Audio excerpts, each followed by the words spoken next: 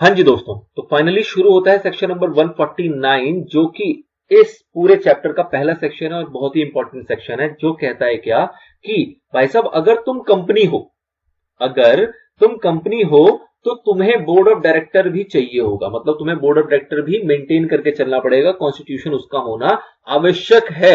यह आवश्यकता किस सेक्शन के अंदर बताई गई? ये बताई गई सेक्शन नंबर 149 के अंदर। 149 क्या कहता है कि The section 149 of the Act contains provision which require that every company shall have to constitute board of directors। भाई साहब कंपनी अगर आपने खोल ली तो आपको बोर्ड ऑफ डायरेक्टर भी कॉन्स्टिट्यूट करके चलना पड़ेगा। अब उसके केस में कितने डायरेक्टर्स होने चाहिए मिनिमम, कितने होने चाहिए मैक्सिमम, किस किस टाइप के डायरेक्टर्स हो सकते हैं, इन सारी चीजों की बात की गई है सेक्शन नंबर 149 के अंदर। तो सर आपको देखो पता होना चाहिए कि मिनिमम नंबर ऑफ डायरेक्टर्स कितने होते हैं। तो मिनिमम नंबर ऑफ डायरेक्टर्स कितने होंगे? तो अगर मैं बात करता हूं प्राइवेट कंपनी की तो वहां पे होते हैं 2।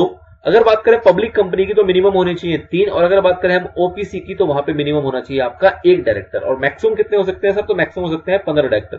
क्या 15 से ज्यादा नहीं हो सकते? तो बिल्कुल हो सकते हैं 15 से ज्यादा, लेकिन उसके लिए आपको स्पेशल रेजोल्यूशन पास करना पड़ेगा, तभी जाके आप 15 से ज्यादा डायरेक्टर रख पाओगे अपनी कंपनी के अंदर। बट इन जनरल कितने मैक्सिमम हो सकते हैं डायरेक्टर? तो वो हो सकते हैं 15। ठीक है। एक बात मैंने पिछली वीडियो में बताई थी कि सर ऐसा तो पॉसिबल होता है कि शेयर होल्डर जो होते हैं वो आपके बॉडी कॉर्पोरेट्स हो, फर्म्स हो, एसोसिएशन ऑफ पर्सन हो, लेकिन डायरेक्टर्स के केस में ऐसा कभी नहीं होगा। डायरेक्टर आपका हमेशा एक इंडिविजुअल व्यक्ति होगा, एक ह्यूमन बीइंग होगा। कभी भी डायरेक्टर कोई कंपनी, कोई बॉडी कॉर्पोरेट नहीं हो सकती है। तो according to section 149(1) of the companies act 2013, every company shall have a board of director consisting of individuals as directors. Thus any person other than individuals, कोई भी व्यक्ति जो कि इंडिविजुअल के अलावा है, जैसे कि आपका बॉडी कॉर्पोरेट है, वही पर्सन की डेफिनेशन में आता है, फर्म है, एओपीज है, can not be appointed as director. वो व्यक्ति कभी भी डायरेक्टर नहीं हो सकते। हमेशा यहां पे एक इंडिविजुअल होगा, एक ह्यूमन बीइंग होगा। चलिए सर, उसके बाद कितने minimum number of directors her company में होने चाहिए? तो कहा जा रहा है अगर पब्लिक कंपनी है तो 3 होने चाहिए, प्राइवेट है तो 2 होने चाहिए और ओपीसी है तो 1 होना चाहिए। मैक्सिमम कितने होने चाहिए? तो मैक्सिमम होने चाहिए 15। 15 से ज्यादा भी अगर कंपनी चाहे तो अपॉइंट कर सकती है, लेकिन उसके लिए उसको पास करना पड़ेगा क्या? Special resolution. चलिए जी, बहुत अच्छी बात हो गई। आगे क्या किस को कुछ छूट दी गई? कुछ छूट का मतलब क्या हुआ? आपने देखा कि 15 से ज्यादा नहीं रख सकते, ऐसी एक रेस्ट्रिक्शन लगाई गई। तो छूट किस पे दी जाएगी? जहां पे रेस्ट्रिक्शन होगी। रेस्ट्रिक्शन क्या दी गई कि भाई साहब आपकी कंपनी में 15 से ज्यादा डायरेक्टर नहीं हो सकते, पहली चीज। दूसरी चीज, अगर रखोगे तो आपको स्पेशल रेजोल्यूशन पास करना पड़ेगा। ये 2 कंडीशंस थी जिसको कि एग्जेम्प्ट कर दिया गया। किस केस में? गवर्नमेंट कंपनी के केस में। मतलब क्या हुआ कि अगर गवर्नमेंट कंपनी है तो उसको जो ये 15 डायरेक्टर्स ही रखना है मैक्सिमम, इसकी जो रिक्वायरमेंट थी वो फुलफिल करने की आवश्यकता नहीं है। और जब इसको फुलफिल करने की आवश्यकता नहीं होगी तो ऑब्वियस सी बात है जब 15 से ज्यादा वो रखेगा तो इसको स्पेशल रेजोल्यूशन भी पास करने की कोई आवश्यकता नहीं रह जाती है। तो गवर्नमेंट कंपनी इज एग्जेम्प्टेड कहां से? From the application of section 149 subsection 1 clause B which requires a company to have maximum of 15 directors only. मतलब कि वो 15 से ज्यादा रख सकते हैं, उनको एग्जेम्प्ट कर दिया गया, उनके ऊपर ये रिक्वायरमेंट नहीं लगेगी। दूसरा, exempted from the application of first provision to the section 149(1) which enables a company to appoint more than 15 directors after passing a special resolution। तो ये वाला भी जो पंगा है ये भी उनके ऊपर से हटा दिया गया। वो 15 से ज्यादा भी रख सकते हैं और उनको उसके लिए स्पेशल रेजोल्यूशन पास करने की आवश्यकता नहीं है। चलिए सर, अब जब आपने चैप्टर 1 से लेकर 10 तक आपने पढ़ा, अप टू सेक्शन नंबर 148 तक आपने पढ़ा, आपने हमेशा यही देखा कि जब भी किसी को एग्जम्पशन दी जाती है तो उससे कहा जाता है कि बेटा तुम ना किसी भी प्रकार के डिफॉल्टर नहीं होने चाहिए। किसी भी प्रकार का मतलब क्या हुआ कि डिफॉल्टर ऑफ फाइलिंग के नहीं होने चाहिए। 2 टाइप की फाइलिंग होती है, आपको पता है, एक सेक्शन नंबर 92 के अंदर जिसको हम कहते हैं एनुअल रिटर्न की फाइलिंग, एक होती है सेक्शन नंबर 137 के अंदर जिसको हम कहते हैं फाइनेंशियल स्टेटमेंट्स की फाइलिंग। तो यही कहा जा रहा है कि भाई साहब ये जो एग्जम्पशन आपको दी जा रही है तभी मिलेगा उसी गवर्नमेंट कंपनी को मिलेगा जिसने भी कोई भी प्रकार का डिफॉल्ट ना किया हो। किसके अंदर? फाइलिंग के अंदर। कौन सी फाइलिंग? फाइनेंशियल स्टेटमेंट की, जो कि सेक्शन 137 की होती है, और एनुअल रिटर्न की, जो कि सेक्शन 92 की होती है। तो अगर आपने ये कमिट नहीं किया, ये डिफॉल्ट नहीं किया है, तो ही आपको ये एग्जम्पशन प्रोवाइड होगा। और सेम टू सेम कहा जा रहा है कि भैया यही सिमिलर एग्जम्पशन जो है वो प्रोवाइड होती है किसको? सेक्शन 8 कंपनीज को भी। सेक्शन 8 कंपनी आपको पता ही है क्या होती है, बट उनके साथ भी वही कंडीशन है कि उन्होंने भी कोई डिफॉल्ट ना किया हो। किसके अंदर? फाइलिंग के अंदर, सेक्शन 137 और सेक्शन 92 वाली। ठीक है सर, तो सिमिलर आप सिंपल ये समझ सकते हो कि मैक्सिमम डायरेक्टर और स्पेशल रेजोल्यूशन की बात जो है वो 2 टाइप की कंपनी के ऊपर नहीं लगती। Number 1 is government company and number 2 is section 8 company, दोनों के साथ शर्तें सेम है कि आपने डिफॉल्ट ना किया हो अपनी रिटर्न फाइल करने के अंदर, जो कि सेक्शन 137 के अंदर की जाती है और सेक्शन 92 के अंदर की जाती है। चलिए सर, तो ये बात हो गई, आगे बढ़े। अगला पॉइंट आता है इसी के अंदर कि भाई साहब आपकी कंपनी में एक वुमेन डायरेक्टर होना चाहिए। वुमेन डायरेक्टर, अच्छा जी, वुमेन डायरेक्टर होना जरूरी है आपकी कंपनी में। क्या सभी कंपनी में होना जरूरी है? ना जाना। यहां पे कुछ क्लास ऑफ कंपनीज बताई गई है, कहा गया है कि इस टाइप की अगर आपकी कंपनी है, या ऐसा कह लो, आप उसको ऐसा समझ सकते हो कि अगर आपकी कंपनी इतनी बड़ी है तो आपको एक वुमेन डायरेक्टर रखना जरूरी है, बाकी छोटी छोटी कंपनियों के लिए एप्लीकेबल नहीं होता। कितना? तो एक वुमेन डायरेक्टर होना जरूरी है आपके बोर्ड के अंदर, एक वुमेन डायरेक्टर होना जरूरी है। किन के लिए? shall be on the board of such class or classes of companies as has been prescribed in Rule 3 of Companies Appointment and Qualification of Directors Rule 2014। मतलब क्या हुआ कि भाई साहब रूल 3 के अंदर बताया गया है कुछ टाइप की कुछ क्लासेस हैं, क्लासेस ऑफ कंपनीज हैं, जिनके केस में बोर्ड के अंदर एक वुमेन डायरेक्टर का होना जरूरी है। तो मुद्दा आपको ये समझना पड़ेगा कि रूल 3 क्या कहता है। तो रूल 3 सिंपल सी बात कहता है कि अगर आपकी कंपनी लिस्टेड कंपनी है तो वुमेन डायरेक्टर होना चाहिए, या फिर अगर आपकी लिस्टेड नहीं है लेकिन कोई और पब्लिक कंपनी है, इसको ऐसे कह सकते हो कि अनलिस्टेड पब्लिक कंपनी है, तो उस केस में देखा जाएगा क्या? Number 1 is paid up share capital. अगर आपकी कंपनी की paid up share capital 100 crore rupees या फिर उससे ज्यादा है, या फिर और है बीच में टर्नओवर जो है वो 300 करोड़ रुपीस या फिर उससे ज्यादा है, तो उस केस में भी आपको क्या रखना जरूरी है? आपके बोर्ड के अंदर एक वुमेन डायरेक्टर होना जरूरी है। तो इन शॉर्ट आप क्या समझ सकते हो कि भाई साहब लिस्टेड कंपनी है तो बात ही खत्म, कोई टर्नओवर नहीं देखना, कोई पेड अप शेयर कैपिटल नहीं देखना है। आपकी कंपनी में, आपकी कंपनी की जो बोर्ड ऑफ डायरेक्टर्स है उसके अंदर एक वुमेन डायरेक्टर होना जरूरी है। नंबर 2, अगर आपकी कंपनी कोई भी पब्लिक कंपनी है अदर देन लिस्टेड, कोई भी पब्लिक कंपनी है, तो उसके इसमें देखा जाएगा क्या कि पेड अप शेयर कैपिटल कितनी है। अगर 100 करोड़ से ज्यादा है वुमेन डायरेक्टर एक होनी चाहिए, या फिर अगर टर्नओवर 300 करोड़ से ज्यादा है वुमेन डायरेक्टर एक होनी चाहिए। ध्यान देना यहाँ पे और है, यहाँ पे एंड नहीं है। एंड होता तो क्या होता कि ये दोनों होगा तभी वुमेन डायरेक्टर की जरूरत है। यहाँ पे ऐसा नहीं कहा जा रहा है, यहाँ पे कहा जा रहा है कोई एक भी फुलफिल हो गया, मतलब कि कैपिटल 100 करोड़ से ऊपर गई, वुमेन डायरेक्टर आपको अपॉइंट करना पड़ेगा। अगर टर्नओवर 300 करोड़ से ऊपर गया, कैपिटल कम भी है, तो भी आपको वुमेन डायरेक्टर वहां पे अपॉइंट करना पड़ेगा। ठीक है सर, तो this is the whole concept regarding women director.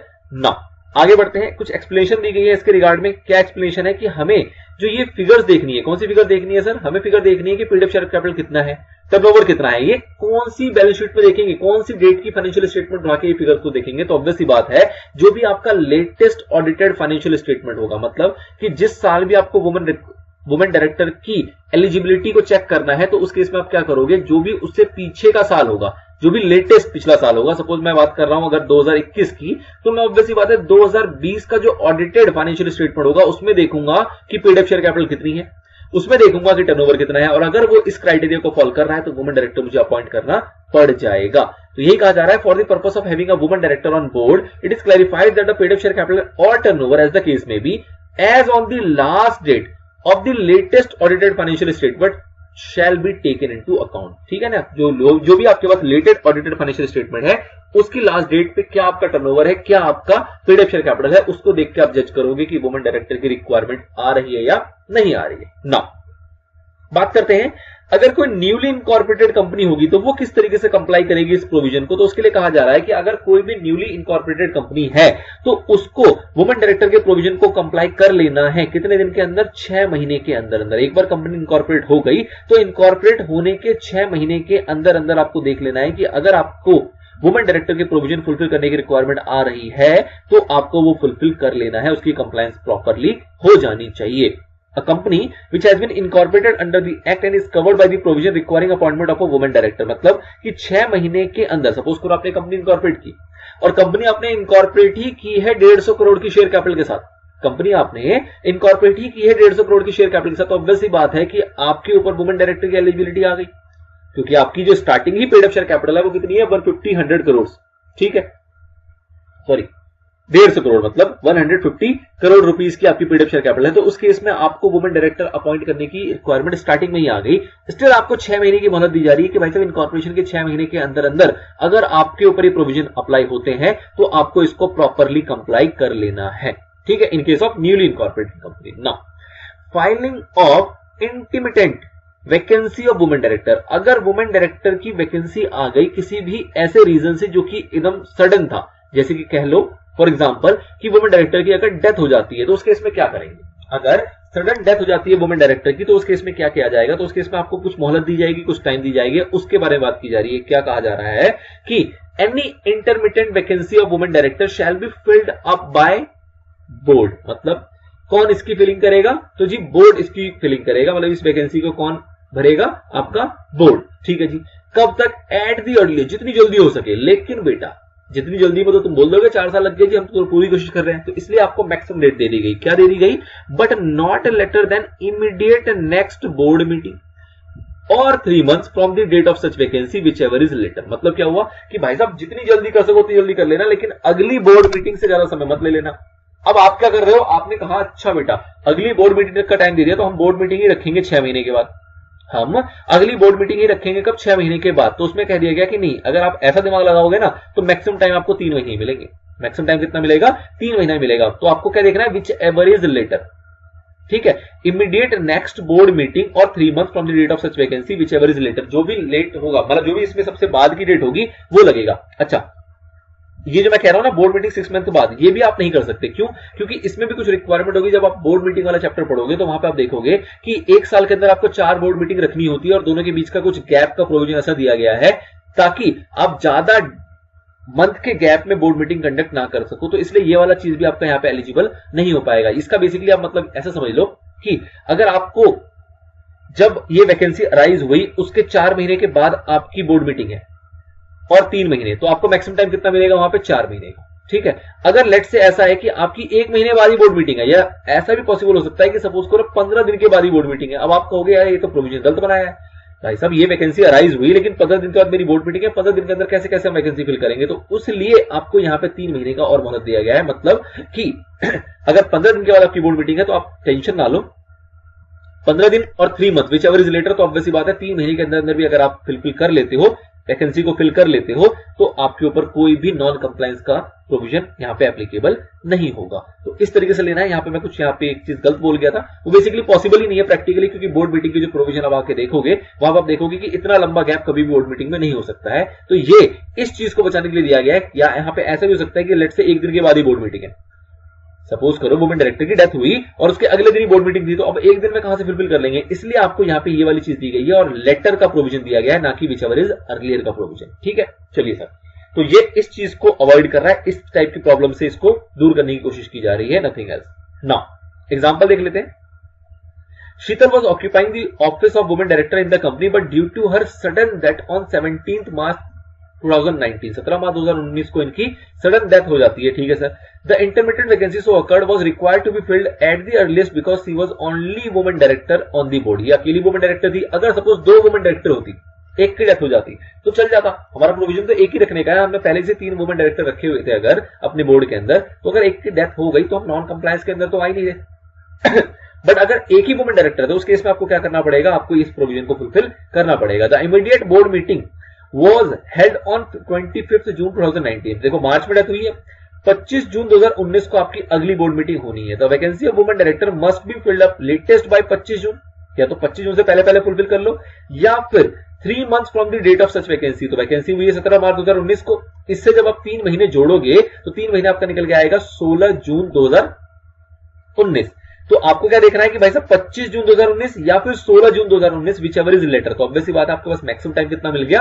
25 जून 2019 का। तो इन दोनों के अंदर जो भी डेट आपकी लेटर होगी, मतलब जो भी बाद की डेट होगी, उससे पहले पहले आपको अपनी वैकेंसी फिल कर लेनी है।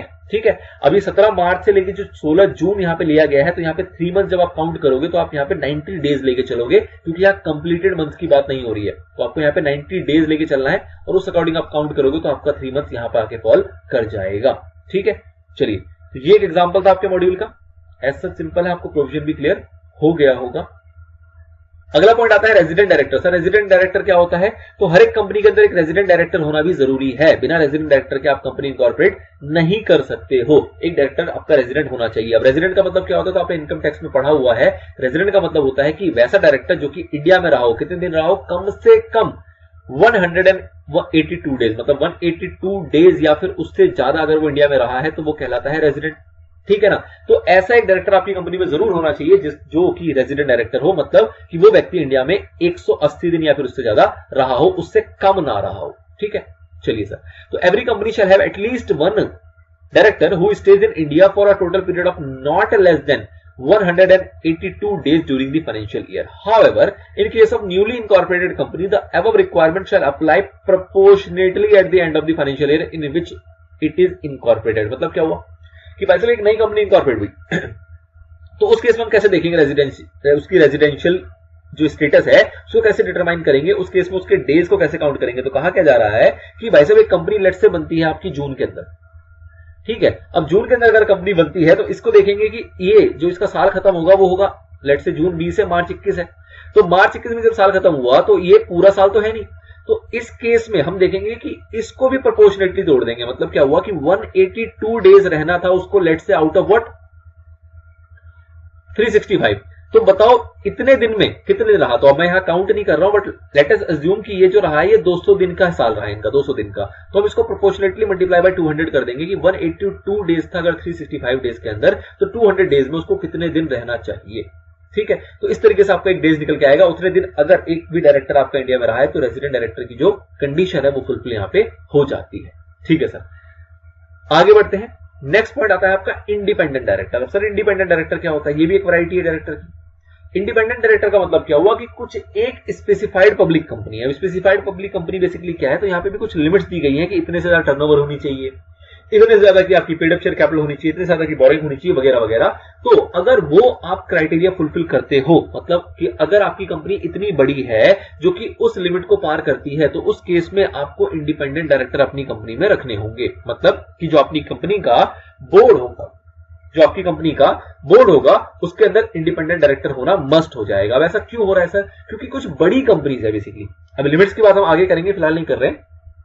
तो कुछ एक बड़ी कंपनीज है जो कि बड़ा इंपैक्ट डालती है हमारी इकोनॉमी के ऊपर, हमारी इकोनॉमी के ऊपर उसका बहुत बड़ा इंपैक्ट होता है। तो उसके इसमें उसकी कॉर्पोरेट गवर्नेंस को अच्छे से बूस्ट किया जा सके। मतलब बेसिकली क्या हुआ कि फ्रॉड होने के चांसेस कम हो, अच्छे से वो मैनेज हो रहा है कि नहीं हो रहा है, उस पर नजर रखने के लिए हमें कुछ इंडिपेंडेंट डायरेक्टर्स की जरूरत पड़ती है। क्योंकि अगर बड़ी बड़ी कंपनी में फ्रॉड होने लगेगा तो हमारी इकोनॉमी हिल जाएगी। तो उसके लिए वहां पे एक एडिशनल प्रोविजन आया है इंडिपेंडेंट डायरेक्टर का, जिसमें कहा जा रहा है कि कुछ एक स्पेसिफाइड पब्लिक कंपनीज है, पब्लिक कंपनीज, प्राइवेट कंपनी को नहीं ले रहे हैं यहाँ पे, कुछ एक पब्लिक कंपनीज है जो कि स्पेसिफाइड है, उसमें कुछ लिमिट्स हैं। अगर वैसी वैसी बड़ी कंपनियां हैं तो उस केस में आपको अपने बोर्ड के अंदर अपॉइंट करके रखने पड़ेंगे किसको, इंडिपेंडेंट डायरेक्टर्स को। क्यों, ताकि बूस्ट किया जा सके किस चीज को, कॉर्पोरेट गवर्नेंस को। मतलब कि प्रॉपरली तरीके से सारी चीजें मैनेज हो रही है, किसी प्रकार की मिसमैनेजमेंट नहीं है, कोई भी लूपहोल्स वगैरह नहीं है, और अगर है तो वो भी इंडिपेंडेंटली असेस किया जा सके उन डायरेक्टर के द्वारा। इसलिए वहां पे इंडिपेंडेंट डायरेक्टर की आवश्यकता होती है, ठीक है sir. Such specified companies are the backbone of any economy and therefore they must be manage in the best possible manner including adhering to the specified legal provision, ठीक है सर।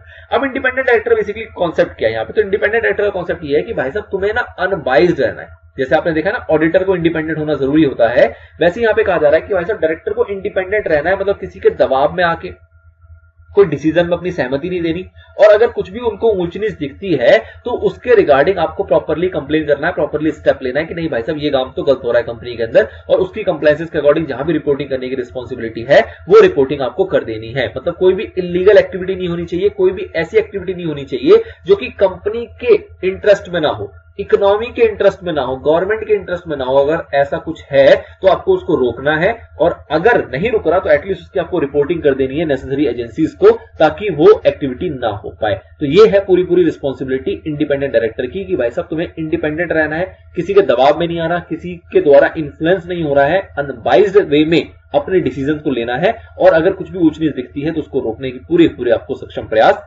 करने हैं, ठीक है सर। अच्छा, जो हमारे इंडिपेंडेंट डायरेक्टर होते हैं क्या ये एग्जीक्यूटिव डायरेक्टर होते हैं? एग्जीक्यूटिव डायरेक्टर का मतलब हुआ कि क्या ये डे टू डे एक्टिविटी के अंदर इन्वॉल्व होते हैं? तो ऐसा बिल्कुल भी नहीं है। ये एक प्रकार के हमारे नॉन एग्जीक्यूटिव डायरेक्टर हैं जो कि डे टू डे एक्टिविटी में इन्वॉल्व नहीं होते हैं। बस जो पॉलिसी मेकिंग है, जो डिसीजन मेकिंग है, उसके अंदर इनकी इन्वॉल्वमेंट होती है, बस, और कुछ भी नहीं, ठीक है sir. And independent directors need to have an independent mindset which should not be unduly influenced by the other members of the board, and if such members take decision which is illegal and not in the best interest of the company or economy, it must be hindered by the independent directors at the outset. The provision related to independent directors, obviously बात हम chapter में आगे पढ़ेंगे बहुत ही detail में, बहुत ही important concept है ये इंडिपेंडेंट डायरेक्टर का, और इसी से रिलेटेड आपका सेक्शन भी है, सेक्शन नंबर 150, जिसके अंदर कुछ इससे जुड़ी हुई जानकारियां दी गई। नाउ अगला पॉइंट आता है आपका interested director. Sir interested director क्या होते हैं? इंटरेस्टेड डायरेक्टर का मतलब होता है वो डायरेक्टर्स जिनका कुछ एक ट्रांजैक्शन में इंटरेस्ट होता है। सर इसका मतलब क्या हुआ? इसका मतलब आप ऐसे समझो कि सपोज करो एक कंपनी है, एक कंपनी है आपकी ए लिमिटेड और एक कंपनी है आपकी बी लिमिटेड, ठीक है। अब ए लिमिटेड का एक डायरेक्टर है जिसका नाम है मिस्टर राम, ठीक, और बी लिमिटेड में भी ये मिस्टर राम जो है वो डायरेक्टर है। ऐसा हो सकता है? नहीं हो सकता? बिल्कुल हो सकता है कि भाई साहब एक डायरेक्टर जो है ये बंदा ये इस कंपनी में भी है, इस कंपनी में भी है। चलिए सर, अब ए लिमिटेड जो है वो बी लिमिटेड से कुछ आइटम परचेज करती है, तो अब यहां पे शक आता है कि भाई साहब जब ऐसी दो कंपनी आपस में काम कर रही है जिसके डायरेक्टर सेम है, तो हो सकता है कि इन दोनों कंपनी के बीच में कुछ झोल चल रहा हो। ये जो डीलिंग हो रही है ये प्रॉपर तरीके से ना हो रही हो, कंपनी के नुकसान देने के लिए हो रही हो या फिर इनके पर्सनल फायदे के लिए हो रही है, वगैरह वगैरह बतेरे सवाल आते हैं। तो अगर ऐसी कोई सिचुएशन है जहां पे कि ए लिमिटेड कोई आइटम परचेज कर रहा है बी लिमिटेड से, तो कहा जाएगा कि मिस्टर राम जो है वो एक प्रकार के इंटरेस्टेड डायरेक्टर है। क्यों? क्योंकि जिस कंपनी के साथ ट्रांजैक्शन किया जा रहा है उस कंपनी में मिस्टर राम का इंटरेस्ट है। अब ये मिस्टर राम इस कंपनी के डायरेक्टर भी हो सकते हैं, इस कंपनी के शेयर होल्डर भी हो सकते हैं, या किसी भी तरीके से इस कंपनी से कनेक्टेड हो सकते हैं, ठीक है। तो ऐसे डायरेक्टर को कहा जाता है इंटरेस्टेड डायरेक्टर। कोई दिक्कत नहीं है, इंटरेस्टेड डायरेक्टर होने में कोई दिक्कत नहीं है, लेकिन आपको इस सिचुएशन को डिस्क्लोज करके चलना पड़ता है, ठीक है ना। ऐसे हर एक डायरेक्टर को ये डिस्क्लोजर देना पड़ता है कि भाई साहब तुम जिस कंपनी के साथ काम करने जा रहे हो इस कंपनी में मेरा इंटरेस्ट है, ऑल्दो जो काम हो रहा है वो बिल्कुल ही ट्रू एंड फेयर व्यू में हो रहा है, आर्म्स लेंथ प्राइस के ऊपर हो रहा है, किसी प्रकार की कोई मैनिपुलेशन, कोई भी गलत एक्टिविटी यहां पे नहीं की जा रही है। लेकिन इस भाई साहब की रिस्पॉन्सिबिलिटी जरूर है कि इन सारी बातों को वो डिस्क्लोज करके चले अपनी सभी मीटिंग्स के अंदर कि I am the one who is a interested director. चलिए सर, तो ऐसे डायरेक्टर को नाम दिया जाता है इंटरेस्टेड डायरेक्टर का। And interested director is one among the other directors who constitute board of director. Obvious सी बात है कि बोर्ड ऑफ डायरेक्टर का पार्ट होते हैं, जैसे बाकी डायरेक्टर होते हैं वैसे यही इंटरेस्टेड डायरेक्टर भी होते हैं। In fact when an existing director becomes interested in transaction of the company he is called interested director. मतलब किसी भी ट्रांजैक्शन के अंदर अगर उसका कोई इंटरेस्ट है या किसी भी प्रकार से इंटरेस्ट को जोड़ा जा सकता है, देखा जा सकता है, तो उस केस में व्यक्ति इंटरेस्टेड डायरेक्टर कहा जाता है। And he needs to disclose his interest, उसको अपने इंटरेस्ट को डिस्क्लोज करना पड़ेगा at the appropriate forum and at the appropriate time. मतलब जैसे जैसे रिक्वायरमेंट होगी, जिस सेक्शन जिस प्रोविजन के अकॉर्डिंग वहां पे उसको उसका डिस्क्लोजर देके चलना पड़ेगा। ऑब्वियस सी बात है, इस चीज को भी हम आगे अच्छे से डिस्कस करके चलेंगे, बट ओवरव्यू में आपको इसका मीनिंग समझ में आ जाना चाहिए कि किसकी बात की जा रही है ना। नेक्स्ट पॉइंट आता है आपका executive and non executive directors. ये लास्ट है बेसिकली सेक्शन नंबर 149 का। चलिए सर, तो क्या होते हैं हमारे एग्जीक्यूटिव डायरेक्टर्स और क्या होते हैं हमारे नॉन एग्जीक्यूटिव डायरेक्टर्स? तो आपको सिंपली पता है कि भाई साहब बोर्ड ऑफ डायरेक्टर्स के अंदर तो हर टाइप के डायरेक्टर होते हैं, एग्जीक्यूटिव भी होते हैं और नॉन एग्जीक्यूटिव भी होते हैं। एग्जीक्यूटिव का मतलब होता है जो कि आपके बिजनेस ऑपरेशन को मैनेज कर रहा है properly, day to day activities के अंदर इन्वॉल्व है, वो आपका एग्जीक्यूटिव डायरेक्टर है। और नॉन एग्जीक्यूटिव डायरेक्टर कौन होता है? जो कि आपकी एक तरीके से पॉलिसी फ्रेमिंग जो होती है, जो डिसीजन मेकिंग होती है, पॉलिसीज वगैरह जो बनाई जाती है, उस केस में उनका रोल होता है, उस केस में उनसे डिस्कशन की जाता है, उनका डिसीजन लिया जाता है, उनकी वोटिंग ली जाती है। उस टाइप के डायरेक्टर को कहते हैं हम नॉन एग्जीक्यूटिव डायरेक्टर, जो कि रेगुलर ऑपरेशंस में इन्वॉल्व नहीं है, ऑल्दो जो भी डिसीजन है, जो भी पॉलिसी मेकिंग है, उनमें उनकी पूरी पूरी इन्वॉल्वमेंट रहती है। चलिए सर, जैसे हमने भी पीछे एग्जांपल लिया था कि जो आपके इंडिपेंडेंट डायरेक्टर्स होते हैं वो क्या होते हैं? सर वो एग्जीक्यूटिव डायरेक्टर नहीं होते, वो एक प्रकार के नॉन एग्जीक्यूटिव डायरेक्टर है, जिसको कि ऊपर ऊपर से देख के चलना है कि कंपनी के अंदर कोई भी इलीगल एक्टिविटी तो नहीं हो रही है, कोई भी गलत काम तो नहीं हो रहा, कोई भी गलत पॉलिसी, कोई भी गलत डिसीजन तो नहीं लिए जा रहे हैं, although day to day operation में वो इन्वॉल्व नहीं होते हमारे independent directors. The board of directors may comprise both executive and non-executive directors. The executive directors are responsible for managing different business operations undertaken by the company. It is the responsibility that the departments which they head operate smoothly. A whole-time director and managing director are covered in this category of directors. ठीक है ना? तो whole-time director है या फिर जो managing director, नाम से पता लगा मैनेज करा सारी चीजें, तो ऑब्वियसली बात है ये एग्जीक्यूटिव है। होल टाइम डायरेक्टर है मतलब ये पूरी तरीके से पूरे टाइम कंपनी में रहता है और सारे कामों में इन्वॉल्वमेंट इसकी होती है। तो ये दो लोग आपके एग्जांपल हो जाते हैं किसके? एग्जीक्यूटिव डायरेक्टर्स के। In contrast, the non-executive directors participate through board meetings in discussions related to framing of policies for efficient management of the company. मतलब कंपनी को अच्छे से मैनेज करने के लिए जो भी हमें पॉलिसीज बनाने की जरूरत होती है, उसके डिस्कशन में पार्ट होता है किसका? नॉन एग्जीक्यूटिव डायरेक्टर्स का, हमारे सभी बोर्ड मीटिंग्स के अंदर। Professional directors and nominee directors are covered in the category of directors. जो प्रोफेशनल डायरेक्टर्स होते हैं या फिर जो नॉमिनी डायरेक्टर्स होते हैं, अब नॉमिनी डायरेक्टर्स क्या होते हैं ये भी आपको डीप में पढ़ने को मिलेगा, आगे इसकी चर्चा करेंगे। तो ये जो है ये आपके क्या है? एक प्रकार के नॉन एग्जीक्यूटिव डायरेक्टर्स है। Along with that independent directors are a type of non executive directors. They are not as active as executive directors on the board of the company. They are held to be liable only if they knowingly consented for the wrongful act. मतलब कि independent directors या फिर जितने भी आपके non executive directors होते हैं, ये कब लायबल होंगे? जब इनको कुछ पता था, नोइंगली कोई एक्ट हो रहा था, उसके लिए इन्होंने कंसेंट दिया था, तो ऑब्वियस ही बात है, अगर उस एक्ट की वजह से कोई भी नुकसान होता है या कोई भी इलीगल एक्टिविटी होती है तो उसके लिए लायबल होंगे। बट अगर कोई भी ऐसी चीज है जिसके बारे में इनको पता ही नहीं था, ठीक है, नोइंगली कंसेंट नहीं है, कंसेंट तो है लेकिन उसके बारे में इनको जानकारी नहीं थी, क्यों? क्योंकि ये दूर दूर से चीजों को देखते हैं, ये डे टू डे ऑपरेशंस में इन्वॉल्व नहीं रहते, तो उस केस में ये बेचारे लायबल नहीं होते हैं। ठीक है, अगर नोइंगली कंसेंट होगा तभी जाके लायबल होंगे। तो ये सारी कुछ और एडिशनल चर्चाएं थी सेक्शन 149 के अकॉर्डिंग, जिसमें हमने बात की डायरेक्टर से रिलेटेड कितने टाइप्स के डायरेक्टर हैं, बहुत सारी वैरायटीज देख ली, उसके लिमिट्स देख लिए, ये सारी चीजें यहां पे आपकी खत्म हो जाती हैं। अगला पार्ट आएगा सेक्शन नंबर 152, जिसके अंदर हम बात करेंगे डायरेक्टर्स के अपॉइंटमेंट की, कि किस तरीके से फर्स्ट डायरेक्टर अपॉइंट होता है, किस तरीके से आपके डायरेक्टर्स के सब्सिक्वेंट डायरेक्टर्स अपॉइंट होते हैं, किस तरीके से उनका रिमूवल होता है, किस तरीके से बाकी उससे रिलेटेड और प्रोविजंस को हम कवर करेंगे अपने नेक्स्ट पार्ट में, जो कि सेक्शन नंबर 152 का पार्ट होगा। मिलते हैं नेक्स्ट पार्ट में, टिल देन इतना ही। Stay connected and stay motivated.